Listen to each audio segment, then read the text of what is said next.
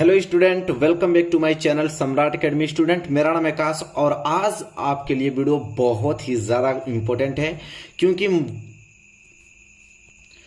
Hello student, welcome back to my channel Samrat academy student. मेरा नाम है आकाश और आज मैं आप लोगों को बताने वाला हूं क्लास 10th मैथ के महत्वपूर्ण दीर्घ उत्तरीय प्रश्न। जितने बच्चे 2023 बोर्ड एग्जाम देने वाले हैं इस बार, उनके लिए वीडियो बहुत ही ज़्यादा इंपॉर्टेंट है। मैथ का सबसे इंपॉर्टेंट वीडियो ये आप लोगों के लिए है क्योंकि इसमें सभी चैप्टर के हमने पूरा का पूरा दीर्घ उत्तरीय महत्वपूर्ण प्रश्न लिया है और पूरा हमने हल करके भी इसमें आप लोगों को बताया है।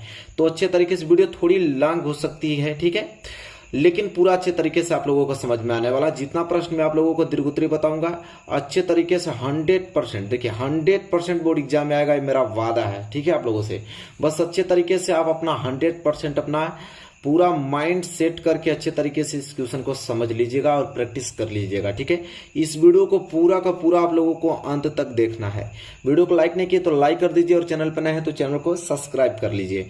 चलिए सबसे पहले हम पहला चैप्टर का दीर्घ उत्तरीय प्रश्न देखते हैं, जो कि पहला चैप्टर का दीर्घ उत्तरीय प्रश्न है, जो कि पहला चैप्टर आपका वास्तविक संख्या है और उसका दीर्घ उत्तरीय प्रश्न में सिर्फ एक प्रश्न पूछता है। यह वाला प्रश्न क्या कि सिद्ध कीजिए कि करड़ी में 5 एक अपरिमेय संख्या है। पूछता है कि सिद्ध कीजिए कि करड़ी में 5 एक अपरिमेय संख्या, इसे हमें सिद्ध करना है। बहुत अच्छे तरीके से मैं आप लोगों को बताने वाला हूं। देखिए सबसे पहले हल यहां से मैं शुरू करता हूं। देखिए हल यहां से शुरू करते हैं। देखिए कैसे लिखेंगे, जब भी इस प्रकार के प्रश्न आ जाए सिद्ध करने वाला कि सिद्ध कीजिए करड़ी में 5 एक अपरिमेय संख्या है, चाहे करड़ी में 2 एक अपरिमेय संख्या है, या तो पूछेगा करड़ी में 3 एक अपरिमेय संख्या है, तो उसे कैसे सिद्ध करते हैं। सबसे पहले इसके विपरीत मानते हैं। दिया है कि करड़ी में 5 एक अपरिमेय ना, इसको आप परिमेय मानिए, तो लिखेंगे यहाँ पे कि माना करड़ी में 5 एक परिमेय संख्या है। जस्ट उसका क्या मानना है आप लोगों को, विरोधाभास मानना है, मतलब उल्टा मानना है। माना करड़ी में 5 एक परिमेय संख्या है, ठीक है, इस तरह आप लोगों को मान लेना है, उसके विपरीत, ठीक। अच्छा, अब हमने इसे मान लिया करड़ी में 5 एक परिमेय संख्या है, इसलिए माना करड़ी में 5 जो है उसको हमने परिमेय संख्या मान लिया, तो वो P/Q के बराबर हो जाएगा, ठीक है। परिमेय संख्या वही तो होती है P/Q, और आप कोष्टक में लिख दीजिएगा कि Q 0 के बराबर नहीं होता है और P व Q सअभाज्य संख्या है। P और Q क्या है, सअभाज्य संख्या है। अब सअभाज्य संख्या तो आपको मालूम ही है कि सअभाज्य संख्या किसे कहते हैं। सअभाज्य संख्या उसे कहते हैं कि उन दो संख्याओं का गुणनफल सिर्फ क्या आना चाहिए, एक। P और Q का अगर कोई भी संख्या P और Q की जगह रहेगी, उसका सिर्फ एक ही उभयनिष्ठ गुणनखंड होना चाहिए, एक के अलावा कोई उभयनिष्ठ गुणनखंड नहीं होना चाहिए, उसे बोलते हैं सअभाज्य संख्या। या तो आप इस प्रकार समझ सकते हैं कि P और Q का HCF सिर्फ एक होना चाहिए, ठीक है। तो हमने कहा था कि माना करड़ी में 5 एक परिमेय संख्या है, तो उसे करड़ी में 5 को हमने परिमेय संख्या के बराबर कर दिया, P/Q के बराबर कर दिया। अब यहां से गुणा कर देते हैं, Q का गुणा करड़ी में 5 करेंगे तो ये आपका बन जाएगा करड़ी में 5Q बराबर, इधर बच जाएगा आपका सिर्फ P, ठीक है, कोई दिक्कत नहीं। यहां से अगर मैं Q का वैल्यू निकालूं तो Q बराबर आपका आ जाएगा P/करड़ी में 5। यहां तक कर लेंगे सभी लोग, ठीक। इसके बाद आपको करना क्या है, वर्ग करने पे, यहां पे आपको लिखना है वर्ग करने पर, ठीक है। वर्ग करने पे, वर्ग करने पे क्या होगा, देखिए वर्ग करने पे तो इधर हो जाएगा आपका Q का वर्ग कर देंगे और इधर आपका P/करड़ी में 5 का क्या कर देंगे, पूरा हम वर्ग कर देंगे। वर्ग करेंगे तो देखिए क्या आएगा, वर्ग करने पे ये तो हो जाएगा आपका Q² और बराबर ये हो जाएगा आपका P² और बटे करड़ी में 5 का स्क्वायर करेंगे तो 5 आता है, करड़ी हट जाती है, ठीक है। यह आपका वैल्यू प्राप्त होगा वर्ग करने पे, ठीक। और इसे ही मान लेंगे हम लोग समीकरण नंबर पहला। ये क्या हो जाएगा आपका समीकरण नंबर पहला हो जाएगा। ठीक, इसके बाद देखिए यहाँ पे सभी लोग समझिए, सबको मालूम है कि परिमेय संख्या जो p बटे क्यू होती है, मैं यार रफ में आपको समझाने की कोशिश कर रहा हूँ। देखिए जो परिमेय संख्या p बटे क्यू होती है तो p भी क्या होता है पूर्णांक, सबको मालूम होना चाहिए कि p भी क्या होता है पूर्णांक होता है, और नीचे जो q का वैल्यू होता है ये भी क्या होता है आपका पूर्णांक ही होता है। p भी पूर्णांक होता है, q भी पूर्णांक है, तो सबको मालूम है कि परिमेय संख्या में p भी पूर्णांक और q भी पूर्णांक होता है। तो देखिए यहाँ पे मालूम चला क्यू स्क्वायर बराबर p स्क्वायर बटे 5 आया है, तो हम लिखेंगे कि चूंकि हम जानते हैं कि q क्या है, एक पूर्णांक है, यहाँ मालूम है ना q एक क्या है पूर्णांक, तो q एक पूर्णांक है। ठीक है, q एक पूर्णांक है, तो अगर q का मैं स्क्वायर करूंगा वो भी पूर्णांक होगा। जैसे 5 आपका पूर्णांक है तो 5 का स्क्वायर करूंगा तो 25 आ जाएगा, तो 25 भी तो आपका पूर्णांक ही होगा ना। तो q एक पूर्णांक है, इसलिए q स्क्वायर भी एक पूर्णांक होगा, एक पूर्णांक होगा। ठीक, इस तरह लिख देना है। चलिए अब आगे देखते हैं, तो जब क्यू स्क्वायर पूर्णांक है तो क्यू स्क्वायर के बराबर p स्क्वायर बटे 5 है, तो ये भी पूर्णांक होगा, सिंपल। चलिए तो लिखेंगे इसलिए p स्क्वायर बटे 5 भी पूर्णांक है, 5 भी पूर्णांक है। ठीक, अच्छा एक चीज बात देखें जाए तो p स्क्वायर बटे 5 मतलब p स्क्वायर 5 से क्या है भाज्य है, p स्क्वायर 5 से क्या हो जा रहा है कट जा रहा है, भाज्य है। तो यहां लिखेंगे हम लोग कि चूंकि p स्क्वायर 5 से भाज्य है, p स्क्वायर 5 से भाज्य है, इसलिए अगर मैं इसका स्क्वायर हटा दूंगा तब भी 5 से क्या हो जाएगा भाज्य। ठीक है, अगर p स्क्वायर 5 से भाज्य है तो अगर मैं इसको स्क्वायर हटा देता हूं तो सिर्फ बचेगा p, तो p भी 5 से भाज्य होगा। ठीक है, चलिए तो यहां लिखेंगे इसलिए मैं लिखेंगे कि p स्क्वायर 5 से भाज्य है, इसलिए p भी 5 से भाज्य होगा, p भी 5 से क्या होगा भाज्य होगा। इसको स्क्वायर हटा देंगे ना तभी वो 5 से क्या हो जाएगा भाज्य हो जाएगा। यहां तक हो गया। इसके बाद देखिए ध्यान से क्या करना होगा हमें, जब हमको मालूम चल गया कि p स्क्वायर 5 से भाज्य है, ठीक है, तो हम लिखेंगे कि p स्क्वायर 5 से अगर विभाजित है तो कुछ ना कुछ बार भाग जाएगी। अगर मैं कहूँगा कि 10 जो है 2 से विभाजित है तो मालूम चला कि 5 बार भाग गया। तो इसी तरह p स्क्वायर 5 से विभाजित है तो मान लेते हैं कि k1 बार भाग गया, k1 बार में पूरा पूरा कट गया। तो k1 क्या है भाई यहाँ पे, तो कोष्टक में लिखेंगे k1 एक पूर्णांक है, k1 एक क्या है पूर्णांक है, पूर्णांक तो होगा ही होगा, k1 एक पूर्णांक है। जैसे मैं अभी समझाता हूँ आप लोगों को, जैसे 10 आपका पूर्णांक है, 2 भी पूर्णांक, तो एक पूर्णांक में दूसरे पूर्णांक का भाग देंगे तो जो उसका भागफल आएगा वो भी आपका पूर्णांक ही आएगा।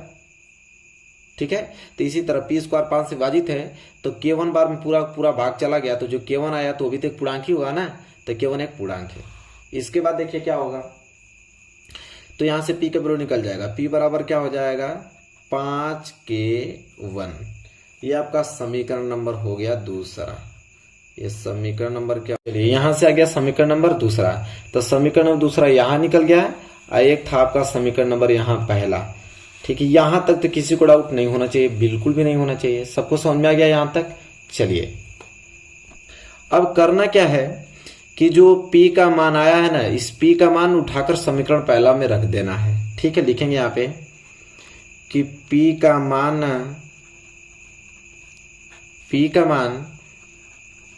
समीकरण पहले में रखने पर, समीकरण पहले में रखने पर, तो पहला में रख देते हैं। और पहला हमारे पास क्या था समीकरण, तो पहला हमारे पास था क्यू स्क्वायर बराबर p स्क्वायर बटे 5, यही तो था। ठीक है, मैं दिखा भी देता हूं आप लोगों को, देखिए यही ना है पहला समीकरण, क्यू स्क्वायर बराबर p स्क्वायर बटे 5, वही चीज मैं लिख दिया हूं कि p का मान समीकरण 1 में रखने पे मतलब q स्क्वायर बटे p स्क्वायर बटे 5, यह हो गया। इसी में हमें p का वैल्यू रख देना है, p जहां आएगा वहां पे 5k1 रखना है। ठीक है, तो देखिए यहाँ पे लिखेंगे क्यू स्क्वायर बराबर पी आ गया ना, पी के क्या लिखेंगे 5k1, तो पी का स्क्वायर है तो इसका हम स्क्वायर कर देंगे। अब बटे में क्या आ जाएगा आपका 5। यहाँ तक चीज़ें क्लियर हो रही हैं, आपको कोई दिक्कत नहीं होना चाहिए। चलिए देखिए यहाँ तक हो गया ना, इसे हल करेंगे तो क्या आ जाएगा आपका, तो हो जाएगा क्यू स्क्वायर बराबर 5 के स्क्वायर करेंगे तो 25, k1 का स्क्वायर, अब बटे में आ जाएगा आपका 5। ठीक है, अब ये भर गया है, मैं नीचे उतार लेता हूँ। ठीक है, यहाँ पे करता हूँ इसको, तो हो जाएगा सिंपल, 5 से कट जाएगा कितने बार में, 5 बार में, तो ये आ जाएगा आपका क्यू स्क्वायर बराबर 5k1 स्क्वायर आ जाएगा। ठीक है, अगर मैं यहाँ k1 स्क्वायर का वैल्यू निकालूं कि k1 स्क्वायर बराबर क्या होगा, तो आ जाएगा आपका क्यू स्क्वायर बटे में क्या आ जाएगा 5 आ जाएगा। ठीक, और ये हो जाएगा आपका समीकरण नंबर तीसरा, ये आपका क्या निकल जाएगा, समीकरण नंबर तीसरा आ जाएगा। ठीक है, अब ऊपर वाला का काम खत्म है, मैं इसको हटाता हूं, अब यहां से काम करना है। ठीक है, चलिए अब यहां क्या होगा आपका कि यहाँ हमको मालूम है, अभी हम देखे हैं कि k1 एक पूर्णांक था, उसमें देखे हैं हमें, तो मालूम चला है हमें कि लिखेंगे चूंकि k1 एक पूर्णांक है, k1 एक क्या है, पूर्णांक है। जब k1 एक पूर्णांक था वहां पे, तो यहाँ पे k1 का स्क्वायर है तो ये भी पूर्णांक है, क्योंकि पूर्णांक का स्क्वायर करते हैं तो पूर्णांक ही आता है, सिंपल। तो लिखेंगे इसलिए k1 स्क्वायर भी एक पूर्णांक होगा, k1 स्क्वायर भी एक पूर्णांक होगा। ठीक है, जब k1 स्क्वायर पूर्णांक है तो उसके बराबर क्यू स्क्वायर बटे 5 भी पूर्णांक होगा, इसलिए क्यू स्क्वायर बटे 5 भी पूर्णांक है, पूर्णांक है। ठीक है, ये भी पूर्णांक है।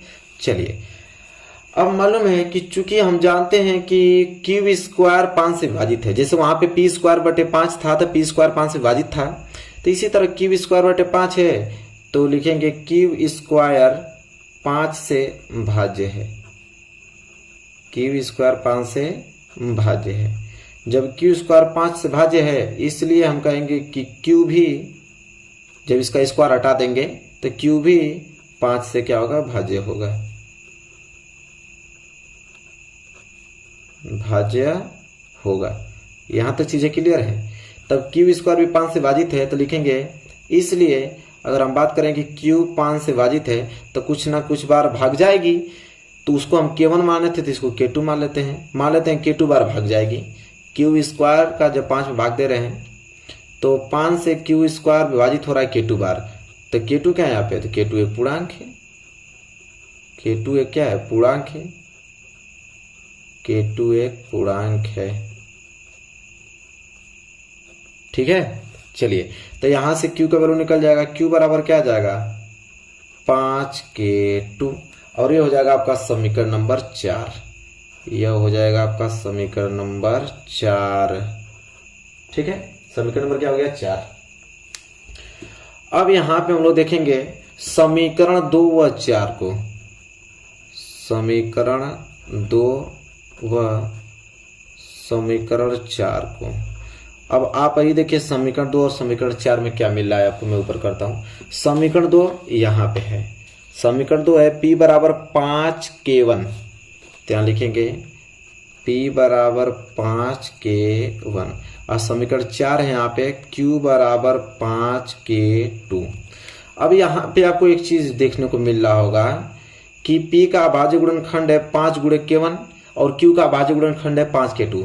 इन दोनों में कॉमन आ रहा है उभयनिष्ठ गुणनखंड क्या आ रहा है 5, उभयनिष्ठ गुणनखंड 5 ही तो आ रहा है। तो लिखेंगे कि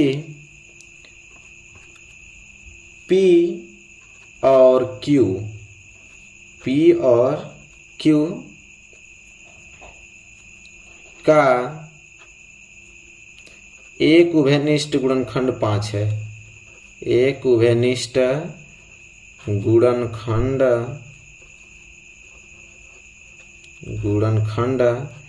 5 है। देखिए 5 दोनों में आ रहा है तो उभयनिष्ठ गुणनखंड है ना। तब बताइए कि जब 5 उभयनिष्ठ गुणनखंड है तब P और Q सभाज्य संख्या होगा नहीं, क्योंकि सभाज्य संख्या उसे बोलते हैं कि जिसका गुणनखंड सिर्फ एक आना चाहिए। मैं शुरू में ही बताया हूं, लेकिन यहाँ पे गुणनखंड 5 आ रहा है, तो इसलिए P और Q सअभाज्य नहीं है, सअभाज्य नहीं है।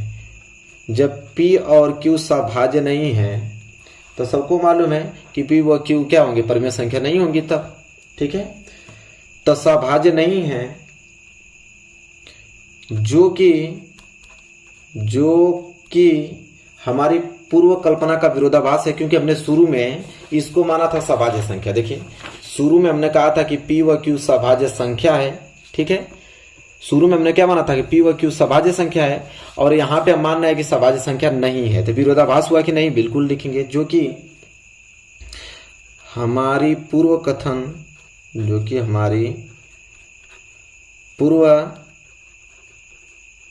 कल्पना का विरोधाभास है। विरोधाभास मतलब उल्टा है, विरोधाभास है, विरोधाभास है। अतः हमारी कल्पना गलत हो गई तब, अतः हमारी कल्पना गलत है। जो हमने माना था शुरू में कि यह आपका परिमेय संख्या वो गलत न हो गया, अतः हमारी कल्पना गलत है। अगर हमारी कल्पना गलत है तो अतः करड़ी में 5 एक परिमेय संख्या नहीं है, क्योंकि हमने शुरू में इसको परिमेय संख्या माना था। तो अतः करड़ी में 5 एक परिमेय संख्या नहीं है, परिमेय संख्या नहीं है। तो परिमेय संख्या नहीं है, इसलिए क्या है, करड़ी में 5 एक अपरिमेय संख्या है। करड़ी में 5 क्या है, अपरिमेय संख्या है। इस प्रकार आप लोगों को सिद्ध करना था कि करड़ी में 5 एक अपरिमेय संख्या सिद्ध करके दिखाइए। यह आपका मेन टॉपिक है, इसी प्रकार सॉल्व किया जाता है मेरे प्यारे विद्यार्थियों। आई होप आपको क्लियर हो गया होगा, अच्छे तरीके से नोट कर लीजिए। यही सोल्यूशन है इसका, पूरा बेहतरीन ढंग से हमने आप लोगों को एक एक अक्षर एक एक पॉइंट अच्छे तरीके से आप लोगों को बताया। चलिए क्वेश्चन नंबर दूसरे की तरफ बढ़ते हैं। चलिए क्वेश्चन नंबर दूसरा very very most important question है, हमेशा पूछा जाता है यह प्रश्न 6 नंबर के लिए, कि निम्न समीकरण युग्म को रैखिक समीकरण युग्म में बदलकर हल कीजिए। ठीक है, ये जो आपको 2 समीकरण युग्म दिखाई दे रहे हैं, इनको रैखिक समीकरण युग्म में बदलना है। किसमें, पहले हम इसको रैखिक समीकरण युग्म में बदलेंगे, इसके बाद हल करेंगे। क्या तरीका होता है रैखिक समीकरण युग्म में बदलने का, हल करने का, मैं सब कुछ आप लोगों को अच्छे तरीके से बताने वाला हूँ। यह प्रश्न बहुत इंपॉर्टेंट है, प्रश्न बहुत बार आ चुका है, इसीलिए मैं इसको लिया हूँ। देखिए कैसे इसको हल करते हैं। देखिए आपका लिखा है 10/x + y और प्लस 2/x - y बराबर 4। अच्छा एक बात बताइए कि 10 को क्या मैं इस तरह लिख सकता हूं, 1 × 10, बिल्कुल लिख सकता हूं 1 × 10। अब बटे में आपका है x + y, बीच में आप प्लस लगाइए। क्या मैं उस 2 को 1 × 2 लिख सकता हूं, बिल्कुल लिख सकता हूं। नीचे आपका है x - y, अब बराबर आपका हो गया 4, कोई दिक्कत नहीं होना चाहिए बिल्कुल। 15 को क्या मैं लिख सकता हूं, 1 × 15 और बटे में हो जाएगा आपका x + y, बीच में आपका माइनस लगा देता हूं। 5 को क्या मैं लिख सकता हूं, 1 × 5 और बटे में हो जाएगा आपका x - y बराबर कर दिया है आपका -2। अब एक चीज आप नोटिस करें तो आपको एक चीज दिखाई दे रहा होगा कि यहाँ पे ऊपर आपको दिख रहा होगा 1/x + y और यहाँ पे दिख रहा होगा या 1/x - y। इसी तरह यहाँ पे भी देखिए 1/x + y और यहाँ पे भी 1/x - y। आपको इस तरह नहीं करना है, मैं तो आपको समझाने के लिए कर रहा हूँ, आपको इस तरह नहीं करना है। तो यहाँ पे आपको दिख रहा है, तो यहाँ मान लेंगे कि माना जो 1/x + y है, 1/x + y, इसको मान लेते हैं a, और आपका जो 1/x - y है इसको मान लेते हैं b। ठीक है, हमने लिखा 1/x + y को a मान लिया, जो 1/x - y उसको b मान लिया, वही चीज यहाँ पे भी है। तो एक को a हमने मान लिया, एक को b मान लिया, कोई दिक्कत नहीं होना चाहिए। देखिए इसे हम समीकरण 1 मान लेते हैं और इस वाले को समीकरण 2 मान लेते हैं। ठीक, और यह वाला जो आया है इसको समीकरण 3 मान लेते हैं, इसको समीकरण 4 मान लेते हैं। अब बस वैल्यू रख दीजिए यहाँ पे, तो ये हो जाएगा 1/x प्लस वाई की जगह अगर a रखेंगे तो ये हो जाएगा आपका a गुणे 10 प्लस यह हो जाएगा 1/x माइनस वाई की जगह b रखेंगे तो हो जाएगा b गुणे 2 बराबर 4। और इसी तरह यहाँ पर रखेंगे तो ये हो जाएगा a गुणे 15 और माइनस के b गुणे 5 और बराबर के माइनस के 2। इसे हल करें तो 10 गुणा a में होगा तो हो जाएगा 10a और प्लस 2 गुणा b में होगा तो हो जाएगा 2b बराबर 4।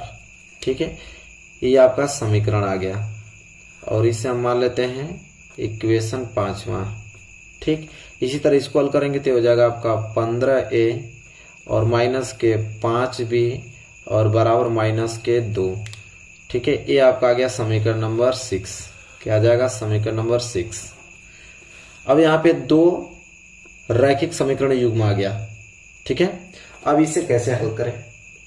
तो यहाँ पे आपको करना क्या है कि कोई भी विधि आप लगा सकते हैं।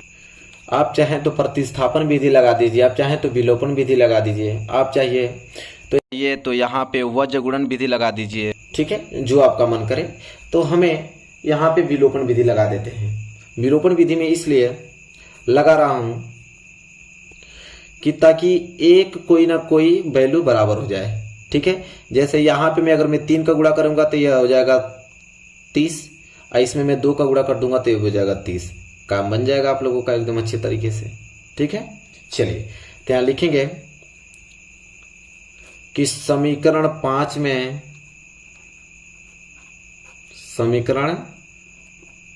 में या तो इसको बराबर कर देते हैं, b को बराबर कर देते हैं। इसमें अगर मैं 5 का गुणा कर दूंगा तो हो जाएगा 10 और इसमें मैं 2 का गुणा कर दूंगा तो ये भी हो जाएगा 10। ठीक है, एक प्लस रहेगा एक माइनस रहेगा तो कट भी जाएगा। तो चलिए लिख लेते हैं कि समीकरण 5 में 5 से गुणा करने पे 5 से गुणा करने पर तथा समीकरण 6 में 2 से गुणा करने पे 2 से गुणा करने पे ताकि एक वैल्यू बराबर हो जाए। ठीक है, गुणा करने पे तो चलिए करते हैं। तो इसमें 5 में समीकरण 5 में 5 से गुणा करना तो हो जाएगा आपका कितना 10 5 50a प्लस 10 दूनी के 10 5 कितना हो गया 50 और 2 5 10 भी बराबर 5 को 20। ये हो जाएगा आपका समीकरण नंबर 7वां। और समीकरण 6 में 2 से गुणा करने पे तो 15 दूनी के 30a और माइनस के 5 दूनी के 10 भी बराबर 2 दूनी के 4 मतलब माइनस के 4। ये हो जाएगा समीकरण नंबर 8। और देखिए एक प्लस एक माइनस है तो यहाँ पे लिखेंगे जोड़ने पर। क्या लिखेंगे? जोड़ने पर। जोड़ेंगे तो आपको ये देखने को मिलेगा कि यहाँ पे प्लस 10 से माइनस 10 भी कैंसिल, प्लस 10 भी से माइनस 10 भी कैंसिल, बच जाएगा आपका 50 से और 30 से मिलकर हो जाएगा 80a। ठीक है, बराबर यह हो जाएगा आपका एक आपका प्लस है एक आपका माइनस है तो घटेगा कितना हो जाएगा 16। 20 में से माइनस 4 जाएगा तो 16 हो जाएगा। यहाँ से a का वैल्यू निकालेंगे तो हो जाएगा आपका 16/80 और कटाएं तो 16 कम 16 16 5 80। ठीक है, यहाँ आपको a का वैल्यू मिलेगा 1/5। यहाँ से आपका a का वैल्यू मिल गया 1/5 मिल गया। अब इस a का मान समीकरण 7 में या समीकरण 8 में रख दीजिए या समीकरण 5 में रख दीजिए या समीकरण 6 में आराम से निकल जाएगा। हम 5 में रख देते हैं, आसान हो जाएगा। लिखेंगे यहाँ नीचे लिखते हैं हम लोग कि a का मान समीकरण 5 में रखने पे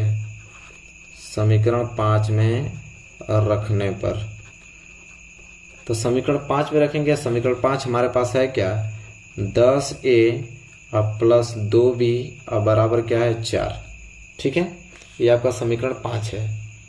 यहाँ से हो जाएगा आपका 10 गुणे a की जगह लिख देंगे 1/5 और प्लस 2b बराबर क्या है 4 तो हो जाएगा 5 दूने के 10 मतलब 2 प्लस 2b बराबर के क्या हो जाएगा 4। तो यहाँ से 2b की वैल्यू निकालने तो 2b बराबर हो जाएगा 4 प्लस 2 उधर जाएगा तो -2। तो 2b यहाँ दिख रहा होगा, 2b बराबर क्या हो जाएगा 4 में से 2 जाएगा तो 2। तो यहाँ से b बराबर हो जाएगा 2/2 कैंसिल, b बराबर क्या आ जाएगा 1।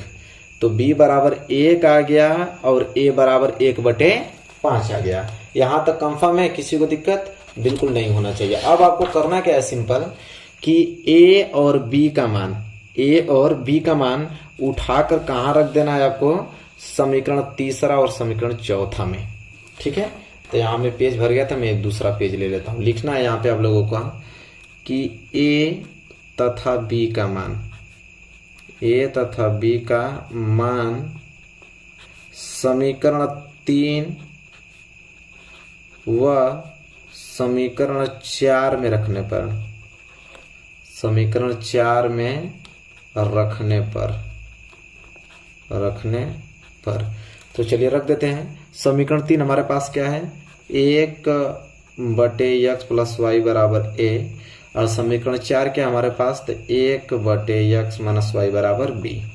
ठीक है, चलिए रखते हैं। तो हो जाएगा 1/x प्लस वाई बराबर a का वैल्यू कितना आया था, तो a का वैल्यू 1/5 आया था। तो यहाँ पर लिख देंगे 1/5। आए हो जाएगा आपका 1/x माइनस वाई बराबर b का वैल्यू कितना आया था, तो b का वैल्यू 1 आया था। तो b की जगह क्या रख देंगे, 1 रख देंगे। अब इसे हल करेंगे तो x प्लस वाई का गुणा 1 में होगा, तो हो जाएगा x प्लस वाई बराबर के कितना 5। अब यह समीकरण नंबर अलग बन गया।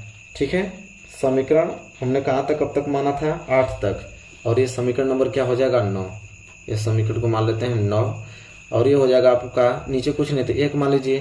x माइनस वाई को गुणा 1 में होगा तो हो जाएगा आपका x माइनस वाई बराबर 1 को गुणा 1 में होगा तो 1। ये समीकरण नंबर हो गया आपका कितना 10।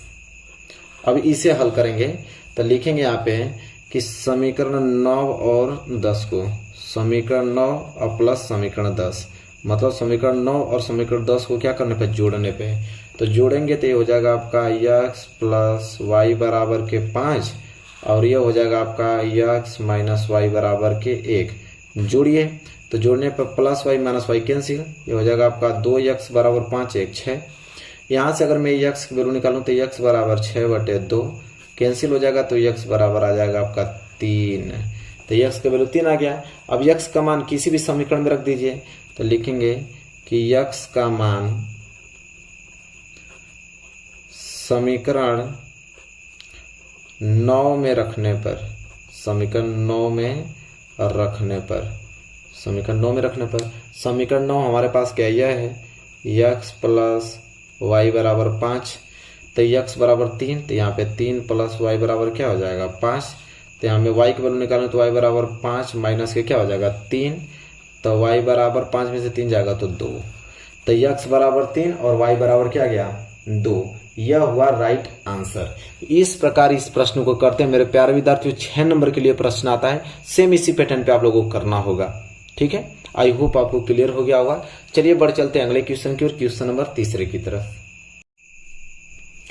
चलिए आइए अगला प्रश्न देखते हैं, question number 3। Very very most important question, star बना लीजिए इस प्रश्न को। ठीक है, बहुत इंपोर्टेंट प्रश्न है। क्या है कि एक रेलगाड़ी एक समान चाल से 360 किलोमीटर की दूरी तय करती है। यदि यह चाल 5 किलोमीटर प्रति घंटा अधिक होती तो वह उसी यात्रा में 1 घंटा कम समय लेती। रेलगाड़ी की चाल ज्ञात कीजिए। देखिए, इस प्रकार के प्रश्नों को हल करने का एक तरीका है कि सबसे पहले तो जो चीज पूछा है उसको पहले मान लीजिए। पूछा है कि रेलगाड़ी की चाल, हमको रेलगाड़ी की चाल तो मालूम नहीं है, उसी को मानिए। पहले लिखिए कि माना रेलगाड़ी की चाल, माना रेलगाड़ी की चाल। तो रेलगाड़ी की चाल को हम मान लेते हैं x किलोमीटर प्रति घंटा है। ठीक है, माना रेलगाड़ी की चाल कितनी है, x किलोमीटर प्रति घंटा है। ठीक, चलिए दूरी कितनी है 360 किलोमीटर। दूरी है यहाँ पे 360 किलोमीटर। तो समय निकाल सकता है, समय आराम से निकाल देंगे कि जब 360 किलोमीटर की दूरी एक रेलगाड़ी जिसकी चाल x किलोमीटर प्रति घंटा है, तो कितना समय लेगी इस दूरी को तय करने में? निकल सकता है आराम से। तो समय बराबर क्या होता है आपका, दूरी बटे चाल। ठीक, तो यहां से अगर मैं समय निकालूं कि समय क्या होगा, तो समय होगा, दूरी कितना है हमारे पास 360, ठीक है, किलोमीटर। अब बटे में चाल कितना हमारे पास है, x किलोमीटर प्रति घंटा। किलोमीटर से किलोमीटर कैंसिल, मतलब जो हमारा समय आ गया 360 बटे x घंटा आ गया, क्योंकि हावर्स बच गया घंटा, इतना समय आ गया। ठीक है, अगर रेलगाड़ी की चाल x किलोमीटर प्रति घंटा है तो 360 किलोमीटर की दूरी तय करने में उसको कितना समय लगेगा, तो 360 बटे x घंटा लगेगा।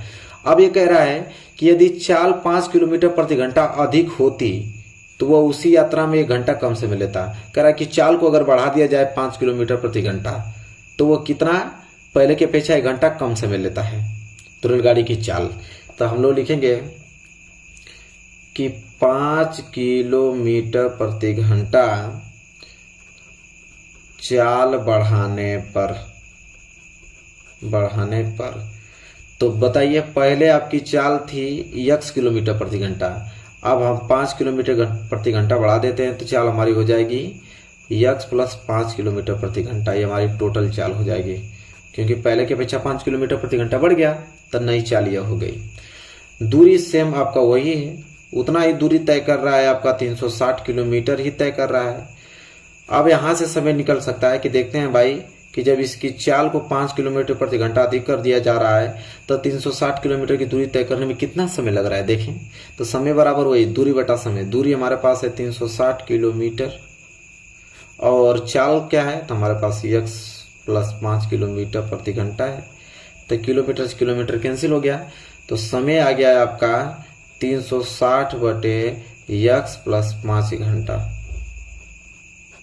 ठीक, ये नई समय आ गया जब उसकी चाल बढ़ा दी जा रही है।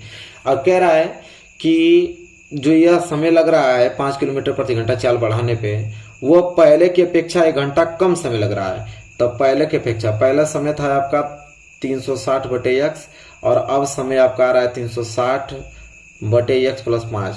तो कह रहा है कि यह जो समय आ रहा है ना, वो पहले की अपेक्षा 1 घंटा कम समय लग रहा है बस। अब यहां से आपका क्या हो जाएगा कि 360 बटे x, यह प्लस इधर आएगा तो हो जाएगा माइनस के 360 बटे x प्लस 5 और बराबर माइनस 1 उधर जाएगा तो हो जाएगा आपका प्लस 1। और यहाँ से अगर मैं 360 को कॉमन ले लूँ तो यहाँ बच जाएगा आपका 1 बटे के x और माइनस 1 बटे के बच जाएगा आपका x बटे 1 बटे x प्लस 5 और कोष्टक में बराबर इधर बच जाएगा आपका 1।